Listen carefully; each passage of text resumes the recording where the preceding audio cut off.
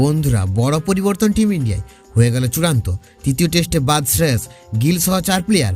বন্ধুরা আপনারা যদি দেখতে চান তৃতীয় টেস্টে এদের পরিবর্তে কারা খেলবে, তাহলে ভিডিওটি লাস্ট অবধি দেখতে হবে, চ্যানেলটি সাবস্ক্রাইব করতে হবে, একটু লাইক দিতে হবে এবং নোটিফিকেশন বেল আইকন দাবাতে হবে। বন্ধুরা ইংল্যান্ডের সঙ্গে 5 ম্যাচের টেস্ট সিরিজ খেলছে টিম ইন্ডিয়া। বন্ধুরা ইতিমধ্যে এই সিরিজে 2টি ম্যাচ হয়ে গিয়েছে, দুটির মধ্যে 2টি দলে 1টি করে ম্যাচ জিতেছে। আগামী 19 ফেব্রুয়ারি থেকে তৃতীয় টেস্ট খেলবে, আর সেই ম্যাচে আগে টিম ইন্ডিয়া বড় পরিবর্তন আনতে চলেছে বিসিসিআই। বন্ধুরা ভারতীয় বোর্ড প্রথম 2 ম্যাচের জন্য দল ঘোষণা করেছে, পরবর্তী 3 ম্যাচের জন্য এখনো দল ঘোষণা করা হয়নি। শেষ 3 টেস্টের জন্য দলে ফিরেছেন উইকেটরক্ষক ব্যাটসম্যান কেএল রাহুল, ওদিকে বিরাট কোহলি খেলা নিয়ে এখনো সাসপেন্স রয়েছে। বন্ধুরা তৃতীয় টেস্ট থেকে বাদ পড়তে পারেন শ্রেয়স আয়ার, বিগত কিছুদিন ধরে তিনি ফর্মে নেই, এই কারণে তাকে আপাতত দলের বাইরে রাখা হবে। কেএল রাহুলের আগমনে কেএস ভারত দল থেকে বাদ পড়তে পারে। বন্ধুরা এছাড়া নবাগত বোলার মুকেশ কুমার কি, বন্ধুরা তার বদলে দলে জায়গা পেতে পারে মোহাম্মদ সিরাজ। এছাড়া শুভমান গিলকে তৃতীয় টেস্টে না দেখা যেতে পারে, দ্বিতীয় ম্যাচে শুভমানের চোট পান। বন্ধুরা আগামী টেস্টে সরফরাজ খান, যিনি বহুদিন ধরে দলে সুযোগ অপেক্ষায় বসে আছেন, তাকে সুযোগ দেওয়া যেতে পারে।